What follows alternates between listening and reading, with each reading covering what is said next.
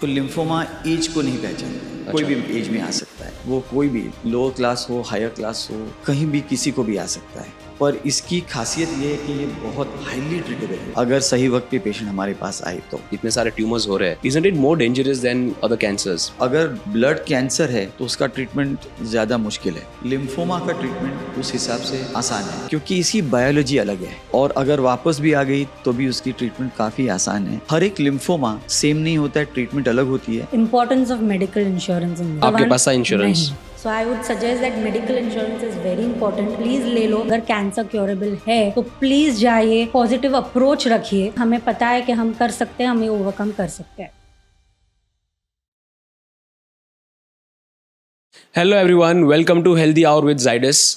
ये एक सीरीज़ है जो हमने स्टार्ट की है जहाँ पे हम इंडिया के लीडिंग डॉक्टर्स के साथ बातें करेंगे और ऐसे टॉपिक्स के बारे में बातें करेंगे जो बहुत सारे लोगों को नहीं पता होता। ऐसे काफ़ी सारे डिसीज़ है, बहुत सारी बीमारियां हैं जिनकी प्रिवेलेंस इंडिया में बहुत ज़्यादा है, लेकिन लोगों को पता नहीं होता कि डायग्नोसिस कैसे होता है, उनके उसके सिम्टम्स क्या होते हैं, लाइफस्टाइल में क्या चेंजेस की वजह से वो होता है, what precautions we can take. People don't know about this, right? So today we are going to talk about lymphoma. Yes, ये नाम शायद बहुत सारे लोगों ने पहली बार सुना होगा। ये एक तरीके का ब्लड कैंसर है, बहुत ही डिफरेंट तरीके का कैंसर है जिसके 60 से भी ज़्यादा, 60 से ज़्यादा अलग अलग प्रकार हैं। और ये टॉपिक के बारे में हम बात करेंगे डॉक्टर अभय भावे से। सर इंडिया के one of the leading haematologist and oncologist हैं। More than 30 years of experience, 3 decades of experience treating very different kinds of cases, not just in Mumbai but across India. He has also served outside India. Sir ने उनकी पढ़ाई की है Christian medical college Vellore, India, which is one of the most reputed institutes for oncology in India. He has also done hematology studies from Australia. Sir ने Oman में भी, Muscat Oman में भी सर्व किया है, and then he has been serving in India for the last more than 25 years. बहुत सारा experience है सर के पास और हम बहुत सारी चीज़ों के बारे में बात करेंगे जो बहुत आपके लिए इंटरेस्टिंग और फ़ायदेमंद होगी।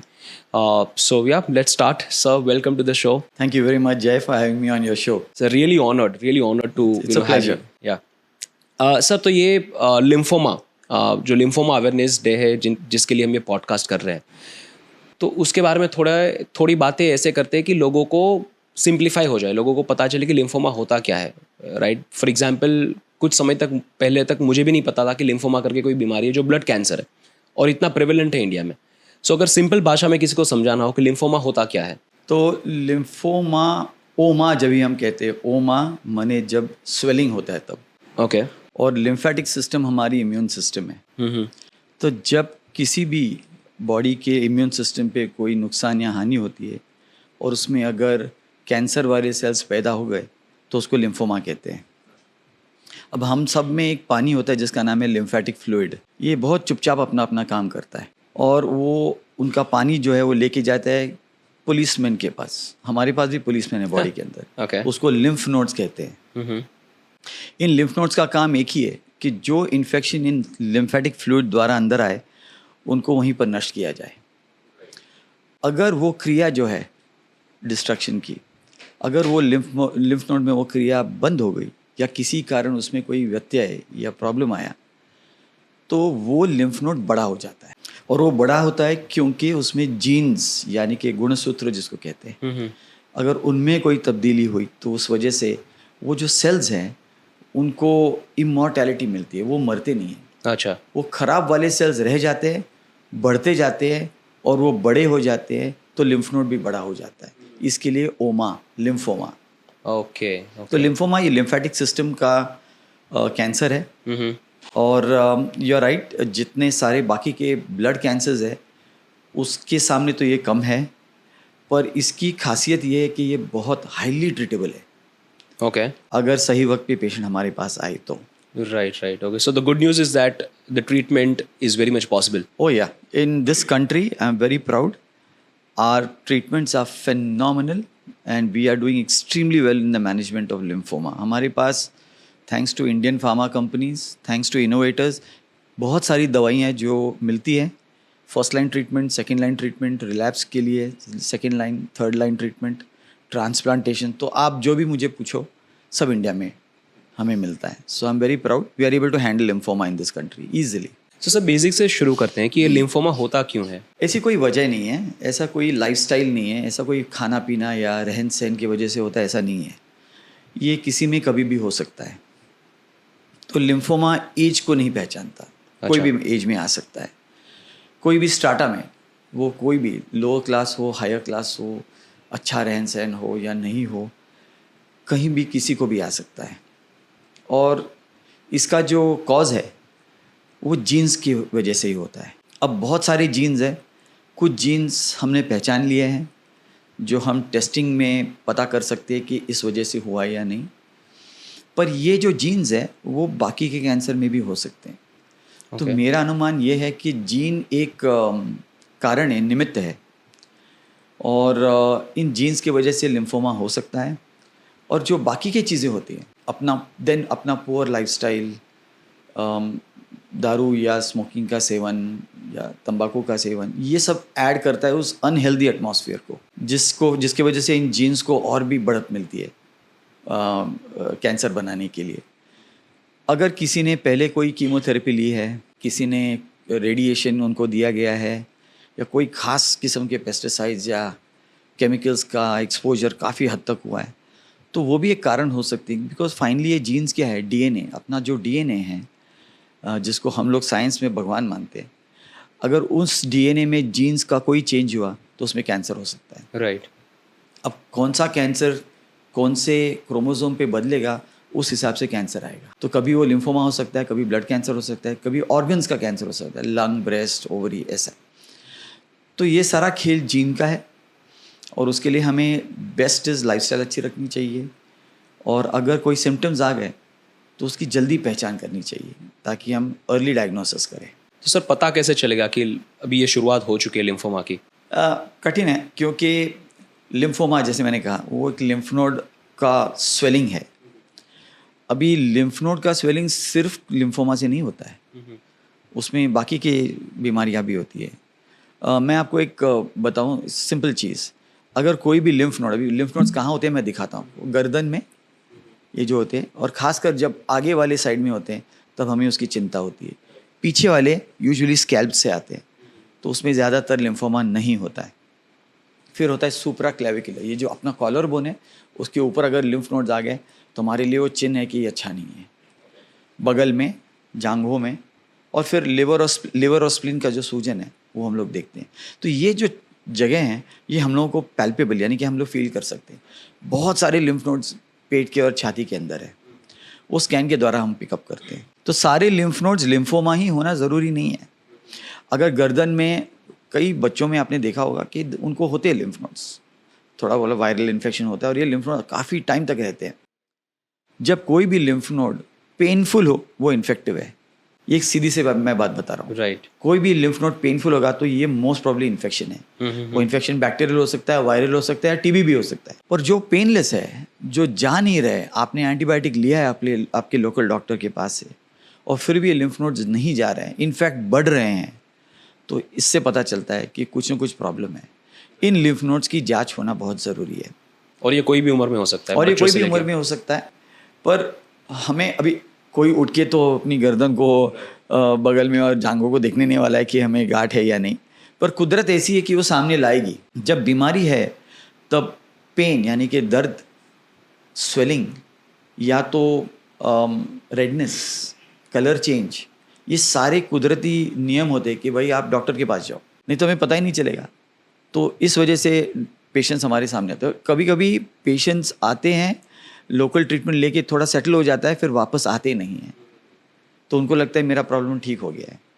कई लोग डर के मारे आते ही नहीं हैं. कई लोग डर के मारे ट्रीटमेंट लेते हैं, आधी लेते हैं, थोड़ा अच्छा बेहतर फील करते हैं तो बंद कर देते हैं. ये सब चीज़ें उनको जाननी चाहिए कि जब हमने कुछ दवाई दी है, खास करके इन्फेक्शन के लिए, तो पूरे समय के लिए लेना चाहिए, तभी वो इन्फेक्शन को आप कुछ चल सकते हो. वरना वो इन्फेक्शन रहेगा और बाद में ये प्रॉब्लम बढ़ने वाली है. तो अगर पेन है तो ये इन्फेक्टिव होगा, पेन नहीं है तो प्लीज़ डॉक्टर के पास जाके सलाह लीजिए, डेफिनेटली. राइट. तो सर ये जो गांठें हैं, these are tumors. They are tumors. और ये अलग अलग जगह पे बॉडी में हो Yes, सकते हैं, yes. Right, which is very different from other cancers which is situated at just one place, organ या बोन मैरो के अंदर, करेक्ट। राइट। तो ये थोड़ा अलग है। तो अभी इतने सारी गांठें हो रही है बॉडी में, इतने सारे ट्यूमर्स हो रहे हैं, isn't it more dangerous than other cancers? Because then you never know कि ये कब कहाँ कैसे बढ़ सकता है. If it's tumor, then you have therapy, chemotherapy कर सकते हैं आप. यहाँ पे what is the way out? नहीं, correct. I mean just because lymph node बहुत सारे, इसका मतलब नहीं ये बीमारी खराब है। इनफैक्ट लिम्फोमा हाईली ट्रीटेबल है, जैसे मैंने आपको कहा।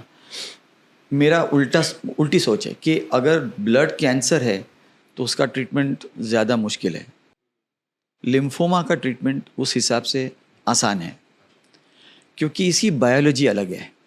हर कैंसर की एक बायोलॉजी होती है, माने उसका ग्रोथ स्टाइल होता है, उसके एंटीजेंस होते हैं, उसका एक सेल का डिस्क्रिप्शन होता है, वो अलग होता है। तो ट्रीटमेंट भी ज़ाहिर है अलग ही होगी। लिम्फोमा की ट्रीटमेंट काफ़ी आसान है इनिशियल फेज़ में, और अगर वापस भी आ गई तो भी उसकी ट्रीटमेंट काफ़ी आसान है आज के ज़माने में।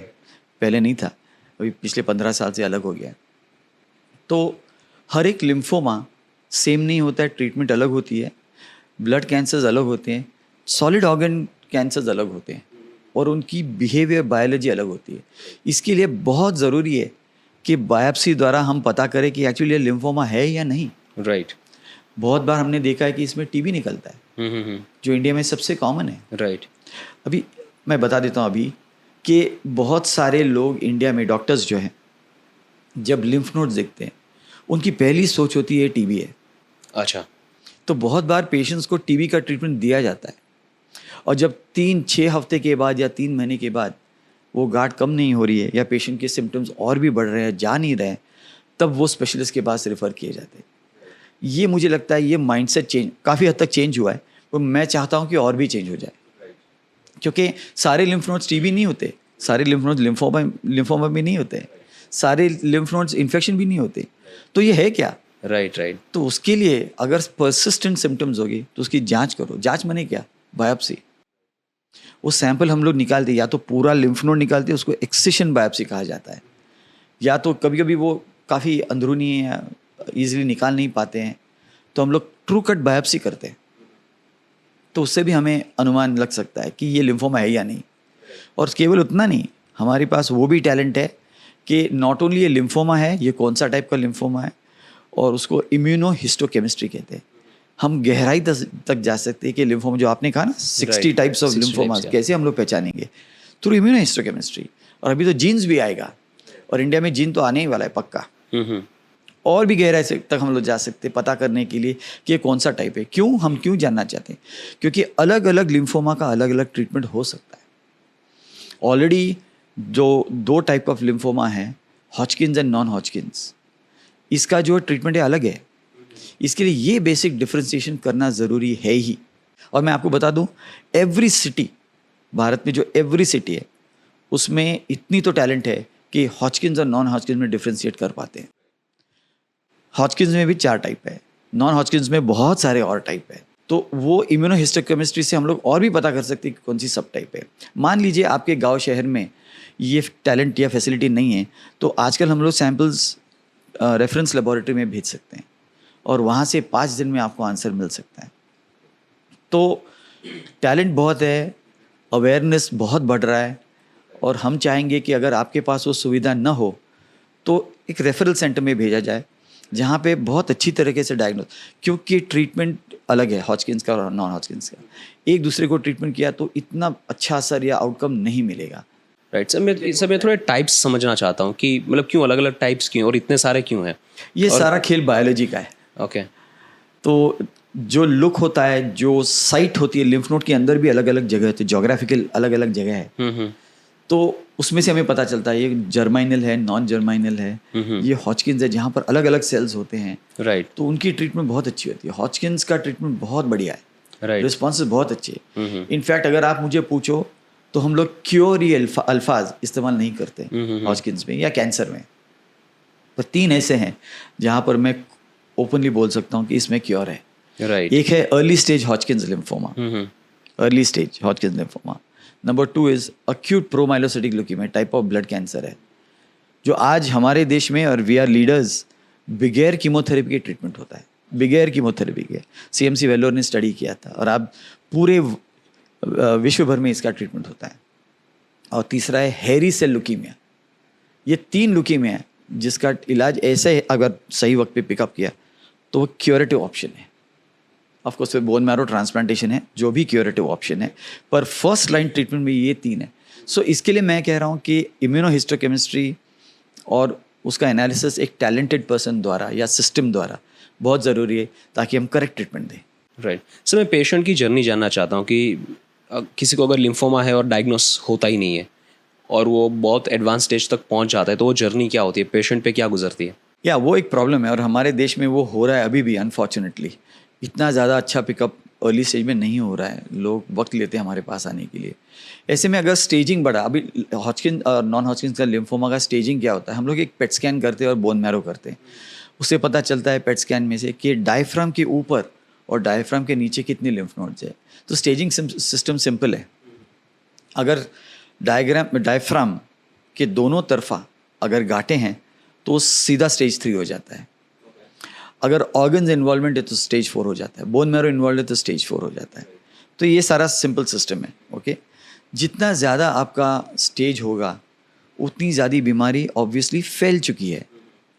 तो ऐसे में कीमोथेरेपी काम तो करेगी पर ये स्टैंडर्ड डोज में होता है। मान लो आपके सामने 10 जन है जो आपके ऊपर वार करने वाले, उसके बदले में 2 जन है आपके वार करने वाले, तो आप 2 जन को ज़्यादा आसानी से हैंडल कर सकते हो। जितनी ज़्यादा भीड़ उतनी ज़्यादा तकलीफ होने वाली, उनको कंट्रोल करना मुश्किल हो जाएगा। आप कितना क्या दोगे। और ये कीमोथेरेपी स्टैंडर्ड है, ये समझती नहीं कि 2 है या 10 है। कीमोथेरेपी स्टैंडर्ड डोज वजन के हिसाब से, सरफेस एरिया के हिसाब से दी जाती है, तो वो सब जगह पे काम करेगी। तो हम लोग को कई बार पूछा था कि हम लोग को रेडिएशन दो, पर जब गांठें बहुत सारी है रेडिएशन कहाँ कहाँ देंगे हम लोग, तो बॉडी ख़राब हो जाएगी। कीमोथेरेपी जब अंदर जाती है वेन्स द्वारा, हम लोग वेन्स से देते हैं, वो सब जगह जहाँ जहाँ लिम्फ नोड है वहाँ जाके उसके ऊपर हावी होती है और उस सेल्स, कैंसर सेल्स को उड़ा देती है। प्रॉब्लम एक ही है, इस कीमोथेरेपी को इतना दिमाग नहीं होता है, उसको इतनी समझ नहीं कि कौन अच्छा है कौन बुरा है। सामने जो आएगा उसको उड़ा देती है। जिसके पास न्यूक्लियस है वो शहीद होने वाला है। इसमें हम चाहते हैं कि सिर्फ कैंसर जाए, और वो भी हमारे पास सिस्टम आ गई, उसको टारगेटेड थेरेपी और इम्यूनोथेरेपी कहते हैं। जैसे धर्मेंद्र साहब ने कहा था ना, चुन चुन के मारूंगा, वैसे हमारे पास दवाई है जो चुन चुन के मार सकती है। तो वो सिस्टम भी है हमारे पास। बट मैं कह रहा हूँ स्टैंडर्ड जो ट्रीटमेंट है कीमोथेरेपी, उसको दिमाग नहीं है, वो सबको उड़ा देती है। तो ऐसे में कैंसर सेल तो जाएंगे ही, पर अच्छे वाले सेल्स भी कम होते। पर ये ब्यूटी लिम्फोमा की है कि अच्छे वाले सेल्स इतने कम नहीं होते जितने ब्लड कैंसर में होते। तो इसके लिए मैं कहता हूँ कि lymphoma is a highly treatable disorder. इसको प्लीज़ डायग्नोज टाइम पे कीजिए ताकि सबसे बेस्ट। और याद रखिए लिम्फोमा ज़्यादातर जो हॉजकिन्स है कम उम्र में होते हैं। तो आप एक यंग पॉपुलेशन को देख रहे हो which is affected by a disease which can be easily treated. तो क्यों हम लोग को अपॉर्चुनिटी मिस कर रहे हैं? Treat it, and these same kids can grow up to be productive for society, their family, and the country on a whole. It's very important to pick it up. Sir आपने इसके पहले बताया कि जब ये जो लिम्फ नोड्स के साथ अगर कोई डॉक्टर के पास जाता है तो सबसे पहले डॉक्टर टीबी की थेरेपी देते हैं। Not always. मतलब ज़्यादातर उनकी सोच वो होती है। राइट। सो आपका कहना है कि वो टाइम पे एक बायोप्सी भी करवा ले, एक असेसमेंट करवा ले कि मतलब इट्स ओके, अगर आपको टीबी का इन सिंपल टर्म्स अगर डाउट है तो आप वो थेरेपी स्टार्ट करने से पहले एक बार बायोप्सी भी करवा ली। Is what you are saying? Absolutely. आज का ज़माना एविडेंस बेस्ड मेडिसिन है। राइट। आप बीमारी दिखाओ, हम ट्रीटमेंट करेंगे। तो वो जो थिंकिंग था कि ये शायद टीबी होगा, वो दिन गए। एंड आई एम थैंकफुल कि वो दिन गए, क्योंकि ऐसा ना हो कि एक यंग पेशेंट को हम टीबी की दवाई दें और उसको एक्चुअली लिम्फोमा है। We have lost 6 weeks or 3 months. So it is necessary that a biopsy should be done. और एक बात बताता हूँ, लिम्फोमा और टीबी में जो सिम्टोमेटोलॉजी सिमिलर है। वज़न का कम होना, बुखार आना, शाम का बुखार या कभी कभी बुखार पूरे दिन में, ये सारे सिम्टम्स जो है वो ये नहीं कहते कि आपको लिम्फोमा है या टीबी है। वो सिर्फ कुदरत बता रही है कि कुछ गड़बड़ है। आप डॉक्टर के पास जाइए और जांच कराइए। उस डॉक्टर का भी अवेयरनेस होना चाहिए। अब बहुत बार उनकी जो फीलिंग होती है, इंट्यूशन जो कहते हैं हम लोग, ये किताब नहीं सिखाती है, वो प्रैक्टिस हमें सिखाती है। तो डॉक्टर कहता है नहीं ये तो मुझे टीबी लग रहा है, तो we have no choice to take TB treatment. But I feel today's world, आज के ज़माने में बायोप्सी करके उसको प्रूव करना बहुत ज़रूरी है लास्ट पॉइंट इसमें क्या मैं कहूँगा, लिम्फ नोड में टीबी की जो जंत है AFB बैसिलस, वो मिलना ज़रूरी नहीं है, वो मोस्ट ऑफ द टाइम मिलती नहीं है, पर उसका जो लुक है, मॉर्फोलॉजी, बिहेवियर, बायोलॉजी जो मैंने कहा था, टीबी का अलग है, लिम्फोमा का अलग है। तो एक अच्छे पैथोलॉजिस्ट इमीडिएटली आपको बता सकते कि ये टीबी है या नहीं, और इसका लिम्फोमा का डाउट है या नहीं। और जैसे वेस्ट में होता है, कोई भी लिम्फ नोड आए सारी जांचें होती है, वो आप उसको लिम्फोमा समझो नहीं समझो, सारी जांचें होकर वो आपको बताएंगे कि भाई ये है और ये 2 3 4 चीज़ें नहीं है। ये हमारे लिए जानना, हम लोग को उस लेवल पे, उस पड़ाव पे पहुंचना पड़ेगा कि हम क्लियर डायग्नोसिस दे कि ये है और वो नहीं है।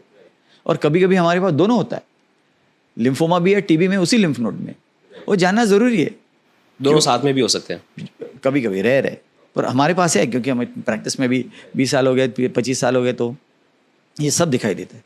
तो कभी हमको दोनों का ट्रीटमेंट करना पड़ता है। अभी भी मेरे पास लड़का है 27 ईयर्स का, उसमें दोनों है, मैं दोनों की ट्रीटमेंट कर रहा हूँ।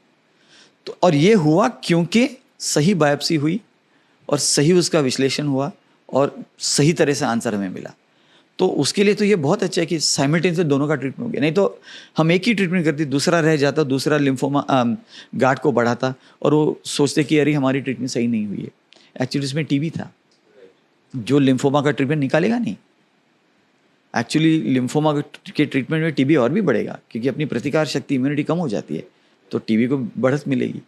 सो ये सब चीज़ें फाइन चीज़ें हैं, रोज़ नहीं होती है, सबके प्रैक्टिस में नहीं होता है, पर ये अवेयरनेस होना ज़रूरी है कि भाई ये है क्या। और हम चाहेंगे कि आप पूरी जांच करो। है एक सर्जरी होती है, वो कभी कभी true cut biopsy OPD basis पे की जाती है उसमें खर्चा, पर आप सोचो अगर आपने डायग्नोसिस नहीं किया तो आपका 4 गुना ज़्यादा खर्चा होने वाला है। तो खर्चे की मत सोचो, आप हेल्थ की सोचो। Right. So what are the most difficult cases that you have dealt with? The ones who come in stage 3 and 4, क्या होता है तब? they come with weight loss, they come with fever, they are, उनके खून के जो sales होते हैं वो कम हो जाते हैं। कई बार ऐसे ऑर्गन्स में इन्वॉल्वमेंट होता है जहाँ पर कीमोथेरेपी शायद पहुँच नहीं पाए। जैसे लंग्स एक जगह है जहाँ पर इजीली पहुँचना नहीं है। लड़कियों में अगर ओवरीज है तो इट्स लिटिल बिट डिफिकल्ट। सो जितना ज़्यादा स्प्रेड उतना ही रिलैप्स का चांस बढ़ता है। स्टेज 3 एंड स्टेज 4 का रिलैप्स रेट इज़ हायर। अभी हॉजकिंस में अगर स्टेज 1 डिटेक्ट किया तो 90-95% चांस है कि आप क्योर हो जाओ। राइट, रिलैप्स होगा ही नहीं फिर, 5%। राइट। मेडिसिन में नेवर से नेवर, नेवर से ऑलवेज। कुछ भी हो सकता है मेडिसिन में। So we are not gods, we only treat what is available to us. तो अर्ली स्टेज हमारा जो एनालिसिस है, रिलैप्स रेट बहुत कम है, पर स्टेज 4 का रिलैप्स रेट 40-50% हो सकता है। तो सी द डिफरेंस, 5% to 40-50%। और वही शख्स जो है, जो पहले आया था, जिसका डायग्नोसिस नहीं हुआ, उसका रिलैप्स रेट जो 5% था वो भी बढ़ के 40-50% हो गया। क्यों? Not because of the patient, most probably patient will be compliant, वो आते हैं, पर because of the awareness, not doing a biopsy, not making a proper diagnosis. I think that is disservice ना। So patient also has to be compliant, यानी कि उनको भी आना चाहिए वक्त पे, परसिस्टेंटली। कभी कभी थोड़ा सा ठीक हो जाता है, बट दे फील दैट हम ठीक नहीं है, तो वापस जाना चाहिए। वो वापसी नहीं होती है बहुत बार, या होती है तो अरसे के बाद। ये जो माइंडसेट है अपने पेशेंट का, वो बदलना चाहिए कि आप, I know it's expensive to go to a doctor, no doubt about that, but health के सामने यू हैव टू बी। ऐसा नहीं कि आपको प्राइवेट सेक्टर में ही जाना है, बहुत सारे पब्लिक सेक्टर है इस देश में जो बहुत भी बढ़िया काम कर रहे हैं, और सबके पास ये डायग्नोसिस हो सकता है। सबके पास हिस्टोपैथोलॉजी डिपार्टमेंट है, सबके पास इम्यूनोहिस्टोकेमिस्ट्री है, सबके पास ये सुविधा है कि आप कम खर्चे में डायग्नोसिस करो। तो मैं नहीं कह रहा हूँ प्राइवेट सेक्टर में जाइए, पर डायग्नोसिस कीजिए। तो ये माइंडसेट पेशेंट का होना चाहिए, माइंडसेट डॉक्टर का भी होना चाहिए कि भाई जा नहीं रहा है, आपने टीबी की दवाई दी है, तो क्या ये कुछ और हो सकता है? खुद को क्वेश्चन करो, और तभी आपको शायद एक लगेगा अंदर से कि नहीं, कुछ गड़बड़ है, मेरे एक्सपीरियंस में ये सही नहीं है, मुझे और कुछ करना चाहिए। ये दोनों तरफा अवेयरनेस चाहिए, क्योंकि सिस्टम्स है आपके लिए। राइट, सिस्टम इस्तेमाल नहीं हुए जा रहे हैं आप दोनों की तरफ से। सर, कौन से केसेस में lymphoma can lead to death?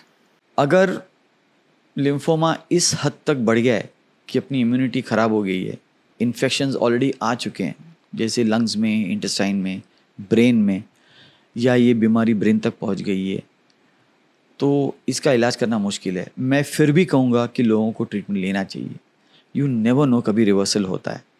तो lymphoma is not like bad metastatic disease कि शुरू हुआ एक ऑर्गन से गया है 4 organ. I know that's difficult. Lymphoma अगर यहाँ वहाँ गया होगा फिर भी उसका इलाज है। तो स्टेज 4 को भी हम लोग कहेंगे कि आप मुकर मत जाओ। अगर आप ट्रीटमेंट ले सकते हो, हम लोग को फाइनेंशियली बोलना ही पड़ता है यहाँ पर इस देश में, आप ले लो। यू नेवर नो कहाँ रिवर्सल होगा। शायद वो रिवर्सल ज़्यादा अरसे के लिए नहीं होगा, पर अगर हुआ तो उसकी क्वालिटी ऑफ लाइफ तो मिल गई उसको जो महीने साल है कम से कम वो तो मिल गया अपने फैमिली के साथ, या अगर यंग हो तो अपने दोस्तों के साथ। तो इट्स वेरी इंपॉर्टेंट दैट उनको एक मौका दिया जाए, अगर एडवांस होगा तो भी। पर ये सब होने के बाद भी कभी कभी हमारी दवाइयों की वजह से, कभी इन्फेक्शन की वजह से बॉडी को नुकसान काफ़ी हो सकता है, और ऐसे में रिस्क टू लाइफ यानी कि डेथ हो सकता है। राइट। क्योंकि फिर ऑर्गन्स एक एक करके जो डैमेज हो चुके हैं उसको कैस्केडिंग इफेक्ट कहते हैं। एक ऑर्गन डैमेज हो गया तो उसका असर दूसरे ऑर्गन्स पे आता है। यंग में इतना नहीं होता है, ओल्ड में पक्का होता है।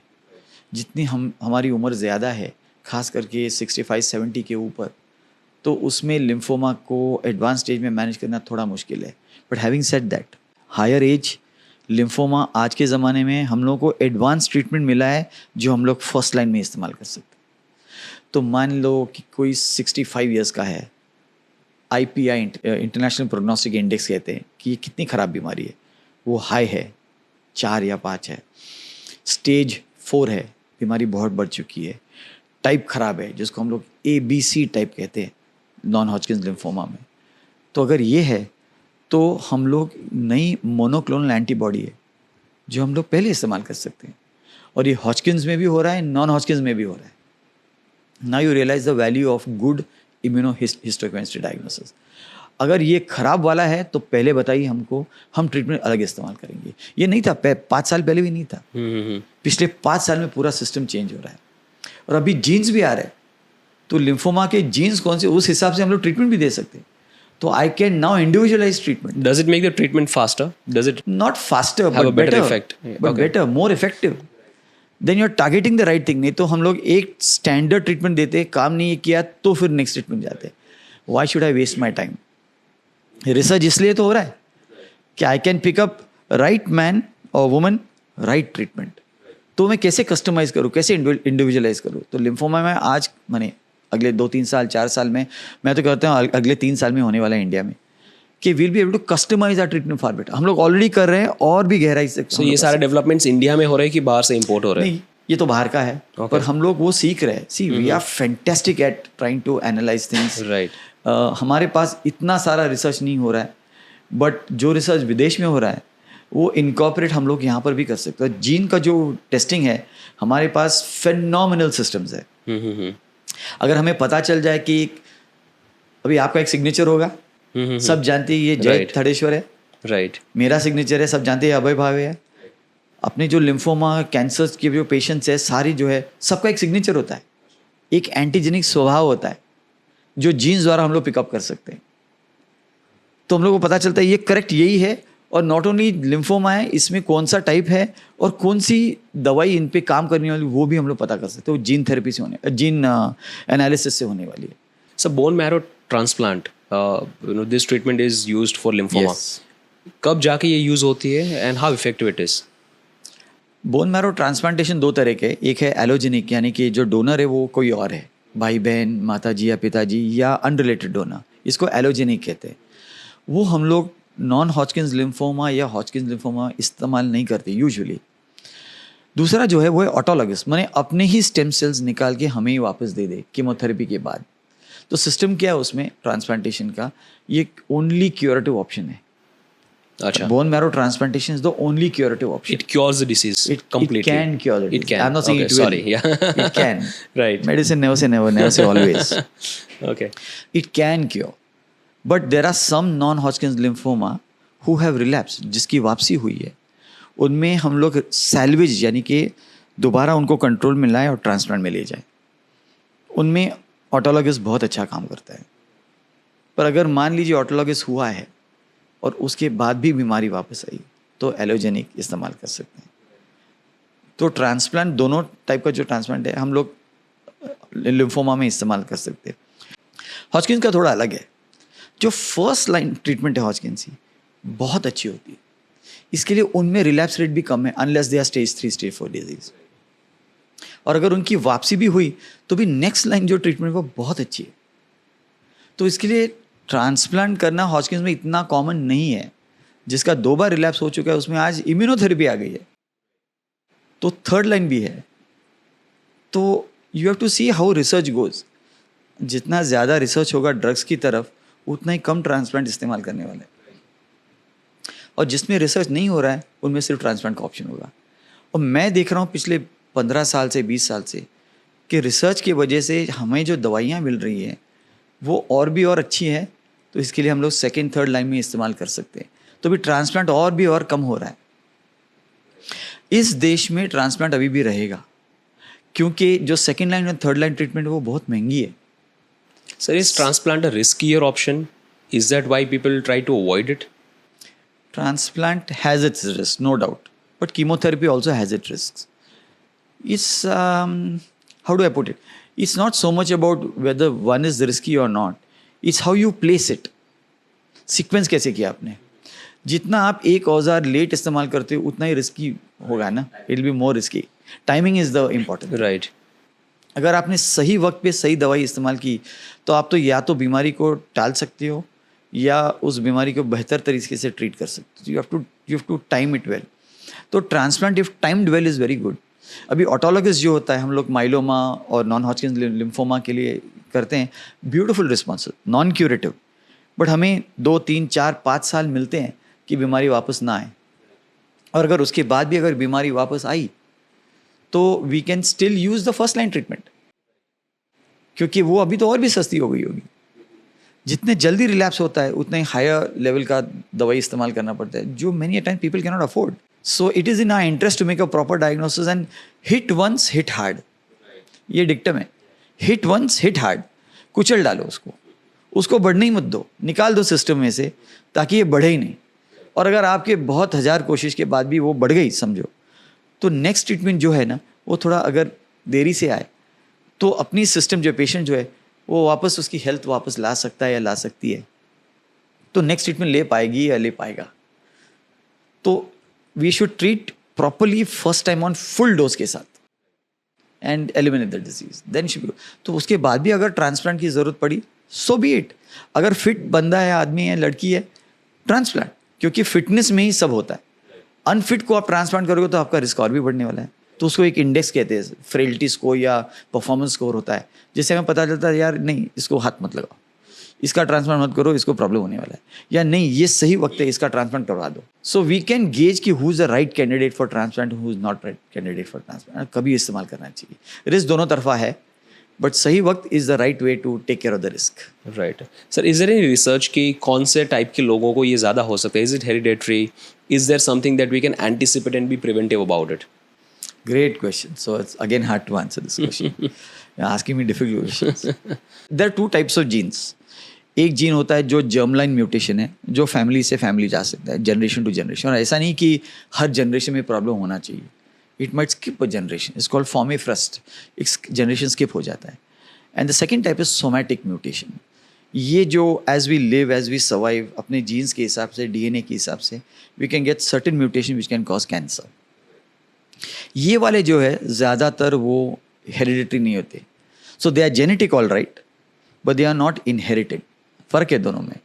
सबका कारण तो जीन ही होगा, जीन्स की वजह से ही सब गड़बड़ होती है. दी ओनली डिफरेंस है किसी ने तंबाकू यहाँ पर डाला है कैंसर हो गया, किसी ने स्मोकिंग किया लंग कैंसर हो गया, वो that's a different matter. But I am saying ये सारा खेल जीन्स का होता है. There are now you have got so many friends, you got seen so many of your elder people who have smoked. Everyone doesn't get cancer. या तो jeans का कुछ तो प्रभाव होगा. राइट. कि उस अनहेल्दी एटमॉस्फेयर में अगर जीन भी खराब है तो दोनों साथ में आके वो प्रॉब्लम क्रिएट करेंगे. Right. So in terms of the genes I think that's the most important aspect, that what it is. And what about prevention? What can no? You can't prevent it. It's very hard. You can't prevent a gene. ना. देखिए आपके पास ये gene शायद बचपन से होगा या आपकी जवानी में आया होगा पर उसका असर शायद आपको बुढ़ापे में दिखेगा. Right. So this is more to do with genes than It's lifestyle. to do with genes and lifestyle, everything put together. So I don't think we got an answer. Let me put it to you this way. एक gene है जिसकी वजह से cancer हुआ है. वो gene खराब हुआ है, उसकी वजह से कैंसर हुआ है, करेक्ट? Right. और हर एक जीन जो खराब होता है उस प्रकार का कैंसर बना सकता है. तो हमारा रिसर्च इस तरफा बहुत अच्छा है. हम समझ सकते हैं ये जीन है तो ब्राका होगा तो ब्रेस्ट का होगा, और दूसरा होगा ब्लड में बहुत सारे है तो ब्लड का कैंसर होगा, लिम्फोमा का होगा. पर ये हुआ क्यों? आप मुझे वो सवाल पूछ रहे हो Yes. कि ये जीन खराब क्यों हुआ, उसका आंसर मेरे पास नहीं है. तो इस तरफ जो है लेफ्ट साइड का जो है उसको मैं कहता हूँ GOK. आप GOK जानते हो क्या है? God only knows. God only knows. Yeah. So we don't know why the gene went wrong. इतने सारे लोग अलग अलग चीज़ों का सेवन करते हैं, सब में कैंसर नहीं होता. तो कुछ और है जो हम नहीं जानते हैं, जो आई एम श्योर अगले 10-15 साल में वो भी रिसर्च बहुत बढ़िया होने वाला है. हम और भी गहराई तक पता कर सकते हैं. पर अगर मैंने पता किया कि आपके पास एक जीन है जो कैंसर देना हो तो इंश्योरेंस आपको पैसा नहीं देगा. इंश्योरेंस कहेगा ये प्री एग्जिस्टिंग है. Right. सो जीन टेस्ट करना भी मुश्किल है. You have to be careful. And ये साइड का कि आपका जीन खराब क्यों हुआ, तो जब आप मुझे पूछ रहे हो क्या करना चाहिए जैसे बीमारी न हो, वो I don't think anyone can answer that for cancers. For other things like I told you about tobacco and smoking, drinking for that matter, liver खराब होना, all these things are your lifestyle. You can manage it. Most important, I think, mind. Today's people, I see that they are very, it's a very hectic life. Your mind is not at rest. This is called psychosomatic. When mind is not at rest, your body is not healthy. You may look healthy. You may dole shole and abs सब है. But your mind is racing कि ऐसा क्यों नहीं हो रहा है, मुझे और करना चाहिए. I think today's world, my world was different. My world was the mind was not so hectic. We used to play, we used to have friends, social media नहीं था. We had a different life style. So our mind set was different. Today's mind set is different. Kids are I think they're very stressed. I'm not saying stress causes lymphoma. I'm just saying that they are not able to handle their lifestyle as well. It affects your health in some way. In some way it will affect, not for lymphoma or cancers, but in general I'm saying they are just not as mentally fit as we were when we were young. I may be wrong. It might be controversial, but this is the way I look at it. Totally. This is the way I look at it. Yeah, I can totally relate. With you. Like, as you were telling me that, our generation, we have a simplified life. We have a lot of luxury. Yes. A lot of options for everything. Right. So our physical life is very simple. Right. But as you said, our mental life is not as simple as how it was for you when you were young. I think so. I think we didn't have these mobile phones. So our life was easier, simpler. We could, we used to talk to people. We used to talk to each other. We used to play. Our physical activities were high. And that helped me in my studies. I've played a cricket match before my exam. I remember my pharmacology exam was next day and I played a cricket match. And it helped me because it cleared all the cobwebs. And when I sat to study, I was not on the playground. I was in front of my study table and I was studying. It helped me focus far better. I'm seeing that, I don't know, maybe I'm wrong. So one last question. आपने शुरुआत में बताया कि DNA को हम God मानते हैं. Yes. Right? Why is that so? हम लोग के बायोकेमिस्ट्री डिपार्टमेंट में जो हमारे प्रोफेसर थे, जब हम उनके रूम में एंटर करते थे ना, तो जहाँ उनका टेबल था उसके ऊपर एक DNA का चित्र था. तो मैंने उनको पूछा था एक बार कि सर ये आपने क्यों लगाया है? कोई भगवान की मूर्ति, फोटो कुछ नहीं. तो उसने बोला कि अगर इसमें कोई प्रॉब्लम हुआ तो मैं गया. मैंने भगवान को देखा नहीं है तो मैं इसको जानता हूँ. अगर DNA में कोई चेंज हुआ तो मैंने बचने वाला हूँ. तो इसके लिए मेरे लिए भगवान है. वो चाहे कोई भी रिलीजन हो, भगवान DNA एक ही है. सो दैट DNA इज, उसको मैं रोज़ प्रणाम करता हूँ, नमस्ते करता हूँ, क्योंकि आप में कुछ तब्दीली ना हो ताकि मैं सही रहूँ.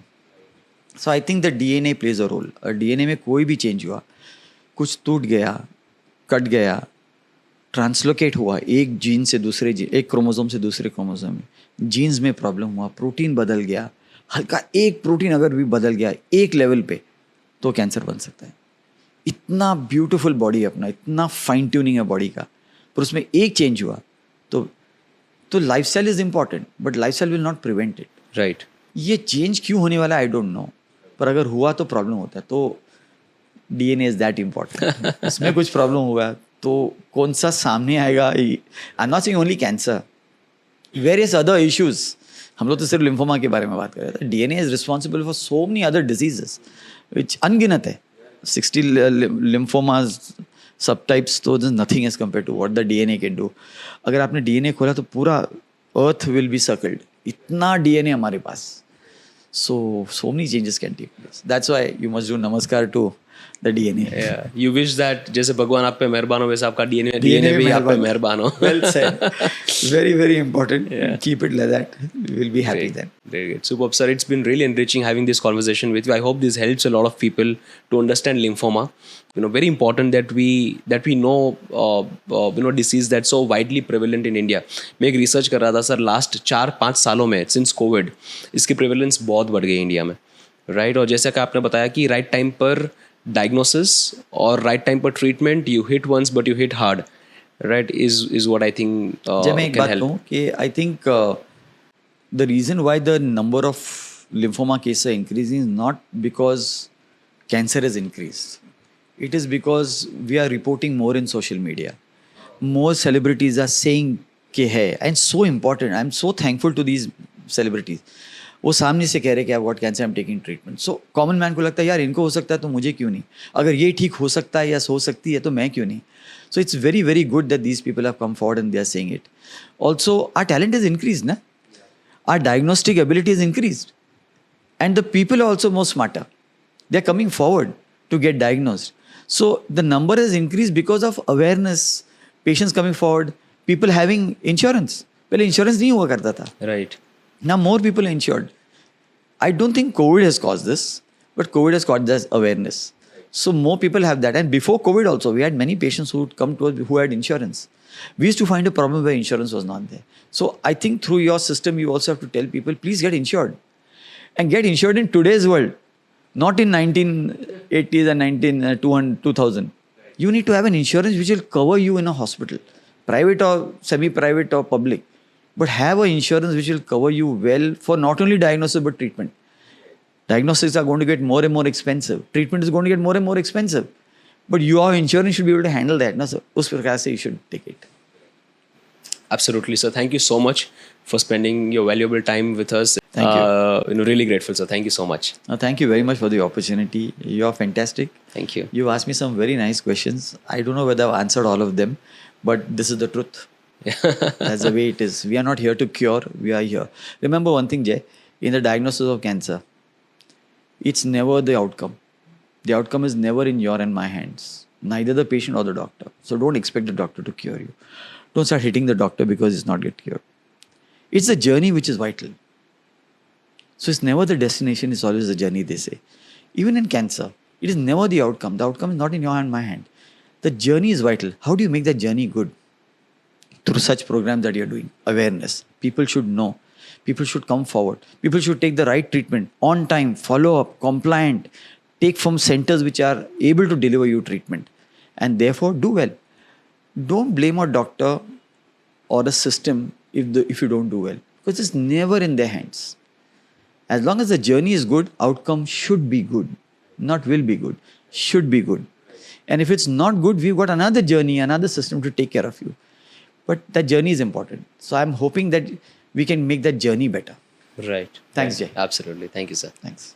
सो गाइस, हमने डॉक्टर अभय भावे जी के साथ बहुत सारी बातें की लिम्फोमा के बारे में. एक अलग तरीके का blood cancer. The good news is that it's curable. Not curable, it's I mean the treatment is possible. और दिस इज़ प्रॉबेबली सारे अलग अलग टाइप के कैंसर्स में से this is one of the more easier type of cancer जिसका treatment अच्छे से हो सकता है. And today we are sitting with a patient. She is very young and she got diagnosed with lymphoma at the age of 27. तो आज हम वो पेशेंट की जर्नी के बारे में बात करेंगे. उनसे बातें करेंगे कि उन पे क्या गुजरी थी जब पता चला कि लिम्फोमा हुआ. ब्लड कैंसर, जब पता चलता है कि ब्लड कैंसर जैसी बड़ी चीज़ और इतनी छोटी सी एज में, तो फैमिली पे क्या गुजरती है, उन पे क्या गुजरती है, वो चीज़ों के बारे में बात करेंगे. और फिर उनकी जर्नी कैसी रही from diagnosis to treatment to right now being in a stable condition and being in good health, तो पूरी जर्नी के बारे में बात करते हैं. Krishna, how are you? I'm good. How are you? I am doing well, thank you. And thank you for having me here. That I can talk about my journey. Pleasure is all mine. Thank you so much. Thanks for opening up, thanks for sharing. ये It's बहुत always a ज़रूरी है. pleasure. In fact लोग इतना खुल के बात नहीं करते, राइट? यूजुअली ये होता है कि साइकोलॉजिकली वो रिविजिट करना नहीं चाहते because Correct. It's a lot of trauma, right? This entire treatment psychologically you don't want to go back to that time. So thank you so much for You're welcome. Being here. It's a pleasure to guide the audience. And for the audience that अगर diagnosis जल्दी हो पा रहा है तो please कीजिए और अपने डॉक्टर को दिखाइए. And so that you can start with the line of treatment according. Right. So Krishna, हम शुरू करते हैं कि what were you doing like before the diagnosis. What was your life like? So life abhi, you are just 25, 26, you are enjoying your life, you want to excel in your profession. So I was a school teacher at that time. Okay. And what exactly happened is fever आना start हो गया, and it was very constant for about a month. Fever आना start हो गया as well as बहुत सारा wait loss हो गया. To be precise approximately 18 to 20 kgs का वेट लॉस ऑलरेडी हो चुका और ये कितने समय में हुआ? in a span of 6 months. You could say in a span of 6 months. So you are just 26 or something, and you're just enjoying your life. तुमको पार्टी करना है, तुमको प्रोफेशन में एक्सेल करना है, and what not. You have so many ambitions, dreams कि ये पूरा करना है, वो पूरा करना है, make your parents proud about it. So then suddenly एक ऐसा phase आया wherein I had to go to my general physician stating that okay, there is a lot of fever, lot of weight loss. क्या हो रहा है, doctor को भी समझ में नहीं आ रहा है. The physician himself is like, go for x-rays, let us see. That is when we came to know about it that pneumonia का patch है which is being diagnosed on your left side of the lung. I think left या right side of the lung. So we were very hopeful for the treatment. Okay, fine, हम admit हो जाएंगे and treatment चालू हो जाएगा and the patch will go in itself. So we had to get admitted for like a week or something. So I think I was in a good reputed hospital for that, the line of treatment. And we got the treatment done. We got the steroids done. We got the normal treatment जो भी है doctor ने suggest किया था वो कर चुके थे. फिर बात आई उसके बाद कि after you come home and you are resting for that phase कि अच्छा डॉक्टर ने बोला है कि फॉलोअप है, रेस्ट करो. बट वो पैच नहीं जाता है, गया ही नहीं है वो पैच. इट्स वेरी एविडेंट कि 1.5 month हो चुका है, हम रिपीटेड एक्सरेज कर रहे हैं लेकिन पैच नहीं जा रहा है. That is when we came to know about it that there is some problem. So I went to my physician again that you need to guide me क्योंकि ये नहीं जा रहा है, वेट लॉस फिर भी हो रहा है एंड फीवर तो भी है. So that is when the doctor suggested that कुछ गड़बड़ है तो we need to check. So he suggested me a CT scan first. So we went for a CT scan and scan में there are a lot of things which were showing. It was very evident कि कुछ है. There are क्या बोलते हैं cancer cells है in your body which is very evident. So after CT scan there is something called as a PET scan which you come to know via your tissues कि tissues में कुछ गड़बड़ी है तो पता चल जाएगा and कौन सा cancer for that matter. So we went for a PET scan post that and उसमें भी पता चला that there is a mass there which is very evident all over your body for that matter. Right. So that is when we came to know कि कुछ गड़बड़ है. तो उसके बाद the line of treatment is biopsy to check whether कौन सा क्या है, अगर वो मास treatable है कि non treatable है, कि cancer है कि non cancerous है. So वो check करने के लिए we went for a biopsy post that. And that is when we came to know that I have a disease called as classical Hodgkin's lymphoma, which is a kind of a blood cancer to be precise, which affects your bone marrow as well as your WBC cells in your body, which is very important. So obviously you are just 27 at that age and you come to know, you get that kick के oh god blood cancer हो गया Right. वो भी stage 4 direct. तो उसमें stage 4 है तो उसमें ऐसे पता चलता है कि अरे अब मैं क्या करूँ, अभी क्या है, ट्रीटमेंट होएगा कि नहीं होएगा, कि क्या है क्या नहीं. सो I was very depressed, to be very honest. I was crying when I got the report कि अच्छा I was crying, literally crying कि अभी कुछ नहीं हो सकता, अभी गया, मेरा case is gone, totally gone. So that is when we had to again visit our doctor, the general physician, who then suggested us to go to the hematologist specialist जो ये cases को ले सकते हैं. So we had the thing scheduled. We had the appointment scheduled for it. And I met my doctor at that point of time wherein he saw my reports and everything. And he told me that it is treatable. It is curable. It is treatable if you have a positive approach towards it. If you really think that, you know, तू positive है, तेरा हो जाएगा. You just have to be positive. आगे आगे treatment लेते रहो and हो जाएगा. So we were very hopeful about it. Then we got the chemo port insertion done. There is something called as a chemo port which they put into your body, wherein it does not affect our veins when the chemotherapy goes into it. Because obviously we were very scared at that time. Right. अरे chemotherapy लेना है हमको, you know, कैसा होएगा, क्या होएगा. And the first thought after chemotherapy is what, कि अच्छा चलो बाल चला गया है, you know, weight loss तो evident है ही. Again your immunity is very low. Very low means very low. You have to be in the mask. You know, every time people look at you as if ये क्या हो गया इसको. I was happy that I at least had my mother with me, who is a very strong pillar in my life, and she's a single parent. So obviously she has to be strong for me. What was her first response when जब उनको She पता was चला very कि calm. She did not panic. I panicked. I started panicking, but she did not panic at all. She's like, बेटा चलो जाते हैं doctor के पास. Get your treatment done. We are hopeful. होएगा. अगर are doctor you the only child? You got siblings? I have an elder sister as well. So you could consider them only as my family. So they were the ones who told me that चलो जाते हैं, you know, get your treatment done. First line of treatment ले लो. We are very hopeful about it. अगर doctor ने बोला है कि curable है तो है, हो सकता है.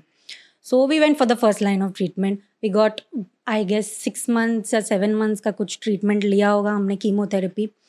उसमें भी there were a lot of side effects. Okay, side effects to be precise. Vomiting. You can continuously vomit after your medicine as well. Okay, immunity becomes very low. Immunity is very low. Thirdly, I would say your lifestyle. You don't feel like eating. You don't feel like eating. तुम दूर भागते हो, नहीं खाना है, खाना ही नहीं खाना है. And if you don't eat, you are sure that you कुछ भी नहीं, क्योर नहीं होने वाला है. And yeah, so after that we took the first line of treatment. So ये जो chemotherapy का treatment था, of course वो बहुत first line of treatment वो बोल सकते first हैं. line of treatment, but of course that is very expensive, right? Very expensive. Right. And one more thing I want to add is importance of medical insurance in this. Right. And I was the आपके one. पास था insurance? नहीं. Oh my god. very little था, बहुत छोटा amount का कितना था if you can? Precisely बोल सकूँ तो merely 4 to 5 lakhs. That's it. Okay. इतना तक का ही मेडिकल इंश्योरेंस था. बिकॉज ऑब्वियसली ये यंग, तुम सोचते हो कि चलो अभी मैं कमाना स्टार्ट करूंगी तो हो जाएगा, मैं करवा लूंगी मेरा मेडिकल इंश्योरेंस. बट अनफॉर्चुनेटली वो नहीं हो पाया at that point of time. So वो भी एक बहुत बड़ा सेटबैक था for me. Challenge as well as setback. कोई है नहीं कमाने वाला. I was the only one earning at that point of time. Right. And were you able to work जब ये हो रहा था? आपका काम चालू था? I was supposed to not work because immunity बहुत low थी. मतलब इनकम भी बंद थी वो समय पे? Completely बंद था. Okay. क्योंकि I was not allowed to work at that time. बहुत immunity बहुत importance है. Right. So that's the reason I couldn't work. और तभी online का इतना नहीं था. So how did the whole treatment happen? So initially first 6 months treatment लिया, but unfortunately we got a PET scan done after that. Unfortunately relapse हुआ. That was my first relapse because it was stage 4. So doctor ने हमको suggest किया था कि हो सकता है आप चेक करवा लो by your PET scan. So first relapse happened at that point of time. So we had to take a second line of treatment कि चलो हम कर लेंगे आगे, इससे भी आगे ट्रीटमेंट है. Second line of treatment try करते हैं whatever it is. So and जो भी होता है वो देख लेंगे हम. Again, unfortunately, the second line of treatment also did not work. And second relapse भी हुआ. वापस हुआ वो second relapse, which was very depressing for me. So जब ये very relapse challenging for me.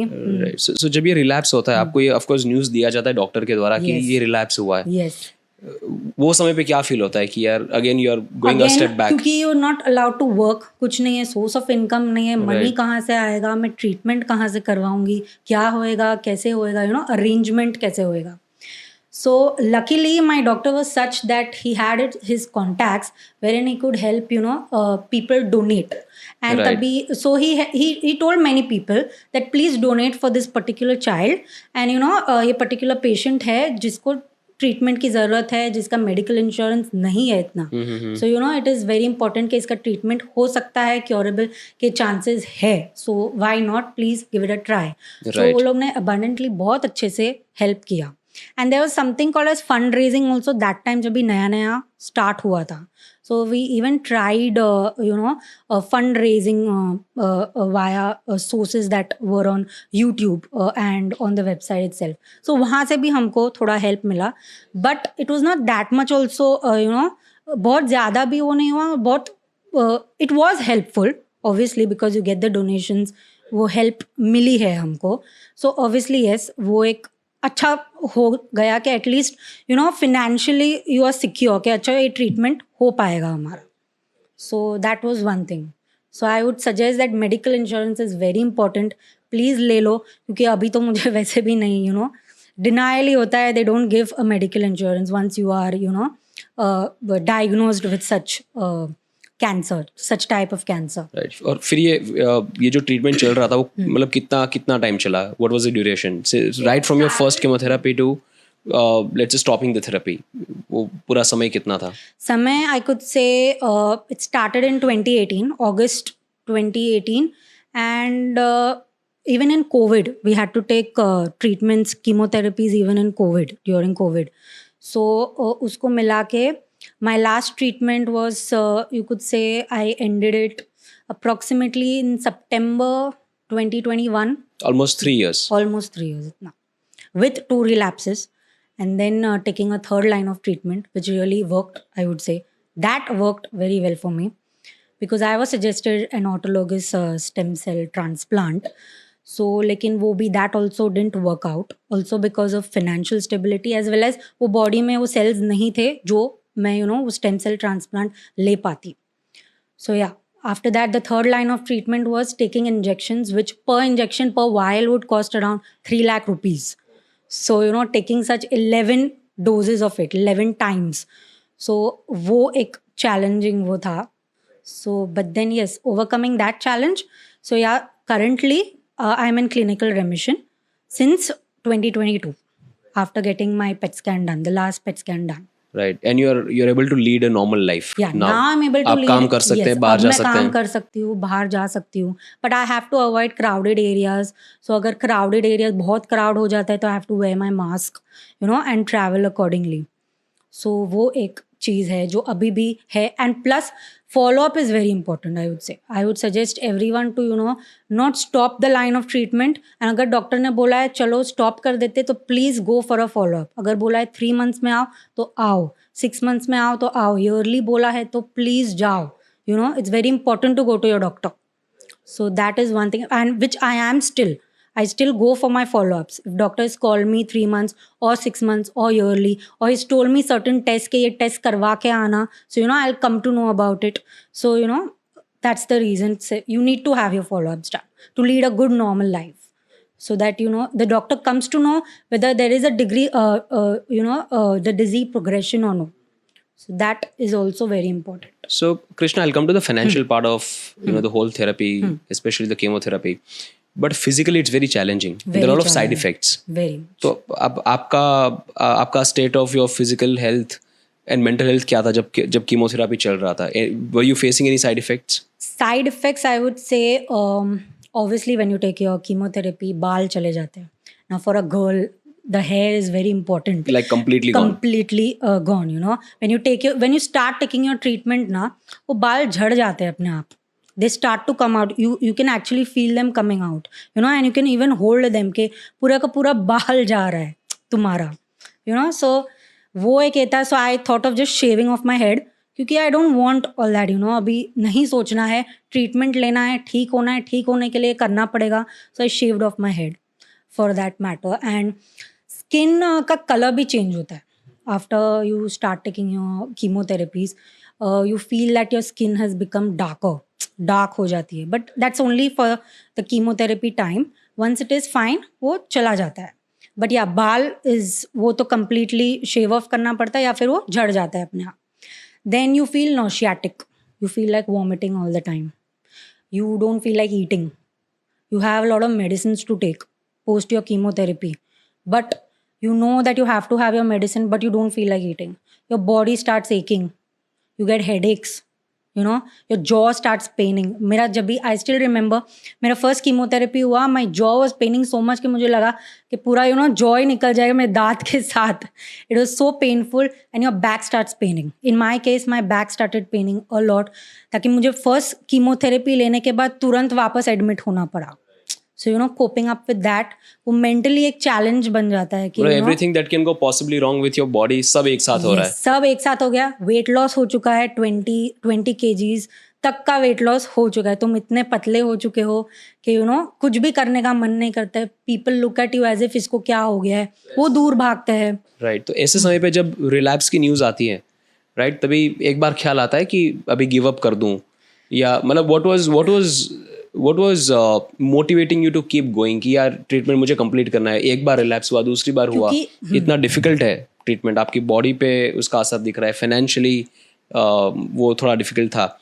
तो मतलब इट्स वेरी ऑब्वियस कि किसी को भी ख्याल आएगा कि अभी छोड़ देते हैं. मेडिकल में ये होता है, especially finance plays a big role कि अभी छोड़ देते नहीं होगा. What kept you moving? मुझे याद है कि मैं मेरे ट्रांसप्लांट के लिए गई थी और मैंने पूरा यू नो मेरा फाइनेंशियली भी सेट किया था कि चलो ये ट्रीटमेंट करवा लूँगी, चलो ये ट्रांसप्लांट के बाद मैं ठीक हो ही जाऊँगी. बट वो भी अनफॉर्चुनेटली नहीं हुआ. वो पॉइंट ऑफ टाइम पे ऐसा लगा कि चलो क्या मुझे गिव अप करना चाहिए ये बात के लिए, यू नो, क्योंकि बहुत चैलेंज हो गया. इतना ट्रीटमेंट ले रही हूँ, यू नो, वो रिजॉल्व ही नहीं हो रहा है, रेमिशन में जा ही नहीं रहा है. बट देन या एक थॉट ये भी आता है कि when you have your family as a pillar for you, you have your doctor, you know, who's very humble, who's very kind, who is, you know, giving all the possibilities to you कि नहीं हो सकता है, curable है, don't give up. Then वो time पे ऐसा लगा कि नहीं, अभी तो मैं गिव अप नहीं करूँगी, मैं वो थर्ड लाइन ऑफ ट्रीटमेंट लूँगी. Even if that is expensive, I will you know get that thing financially done. I will get it donated via someone and I have got donations as well for that as well, wherein my doctor also helped me, wherein the vial provider who provides the medicine, he himself has given me a dose which is free, you know, which is costing for about 3 lakh rupees, and he's giving it, you know, he's donating it to you. So I'm like, if people are ready to help me, then why give up? Right. Why give up? And you know, and you know that you have to live for your family, you know, you have to make them proud, and why not? It's definitely, you know, to give a chance to it. So yes, and after that, after taking the third line of treatment, now I feel it's okay, it's fine, it's part of life. चलता है, ठीक है, जल्दी पता चल गया है और हो रहा है क्योर, देन व्हाई नॉट, और हो गया है तो why not. Krishna, thank you so much for sharing your experience with us. 2-3 बहुत इंपॉर्टेंट चीज़ें ये कॉन्वर्जेशन से बाहर आई. एक तो जब डायग्नोसिस आप कर रहे हो तो जितना जल्दी हो सके try all your option so that you come to know कि आपको प्रॉब्लम है क्या. Yes. दूसरा आपने बताया कि फॉलो अप, डॉक्टर्स के साथ टच में रहो, कम्युनिकेशन करते रहो, keep following up. Third is health insurance. वो तो मैं अभी से ही बोलती हूँ, तुम्हारे को डिजी है कि नहीं है, प्लीज ले लो. Right. हो रहा है तो ले लो, क्योंकि कोविड के बाद तो ज्यादा ही हो गया है, you know. And it's very difficult to get your treatment done during COVID as well, क्योंकि you know that you are going to a place और तुमको भी हो सकता है, क्योंकि तुम्हारा इम्यूनिटी लो है, you no you can catch Covid. So yes, why not? Please take insurance. Right, and fourth is support. Support is very important, especially be it of from your family or your support groups. Your family and your doctor. It's very important. Yeah. And your doctor to be good, you know, and you know it's very important. Right. Thank you so much, Krishna. I think this conversation will help a lot of people. अगर lymphoma victims को, survivors को अगर आपको एक message देना हो तो वो क्या होगा? मैं सभी से कहना चाहती हूँ कि सही वक्त पे अगर आप अपने डॉक्टर के पास जाएंगे और अपनी प्रॉब्लम बोलेंगे अपने डॉक्टर को, अपने जनरल फिजिशियन को, वो आपको आगे गाइड करेंगे कोई स्पेशलिस्ट के पास ले जाके कि अगर ये पर्टिकुलर ट्रीटमेंट क्योरेबल है, अगर कैंसर क्योरेबल है तो प्लीज़ जाइए, गेट योर एक पॉजिटिव अप्रोच रखिए और प्लीज़ जाइए. चैलेंजेस है, सेटबैक्स है, लेकिन हमें पता है कि हम कर सकते हैं, हम ये ओवरकम कर सकते हैं.